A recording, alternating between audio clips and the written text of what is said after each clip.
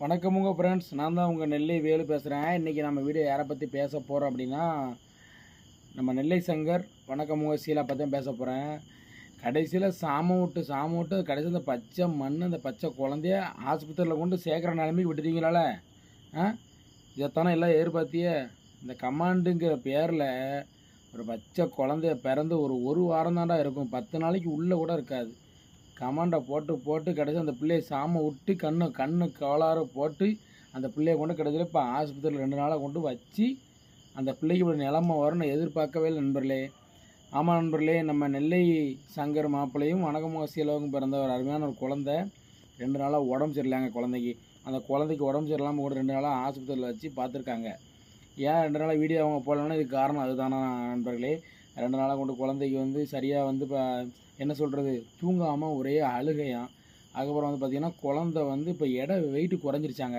முக்கியமான குறிப்பு அதுதான். அதனால தான் வந்து பார்த்திங்கன்னா 2 நாளாக ஆஸ்பத்திரியில் வச்சு குழந்தைக்கு இன்ஜெக்ஷனு குளுக்கோஸு இதெல்லாம் போட்டு குழந்தைக்கு ட்ரீட்மெண்ட் பண்ணாங்களா டாக்டர் வந்து. அதுபோக டாக்டர் என்ன சொன்னாங்கன்னா, குழந்தைக்கு வந்து கண் கோளாறு மாதிரி இருக்குது, அதனால் குழந்தைய வந்து நல்லா திசை சுற்றி போடுங்க, குழந்தைய வந்து காற்று ரொம்ப அடிக்காமல் கவனமாக பார்த்துக்கோங்க, குழந்தைய வந்து ரொம்ப வெயிலில் காமிச்சு பண்ண வேண்டாம் அப்படின்னு சொல்லியிருக்காங்களாம். அதுக்கப்புறம் இன்னொன்று என்னென்னா, நிறைய பேர் சீலா தங்கச்சியை வந்து குழந்த முகத்தை காமிங்கன்னு சொல்கிறீங்க. சீலா தங்கச்சி எது குழந்த முகத்தை காமிக்கலை, 3 மாதம் கழிச்சு குழந்த முகத்தை காமிக்க சொல்கிறது காரணம் ஒன்று இருக்குது.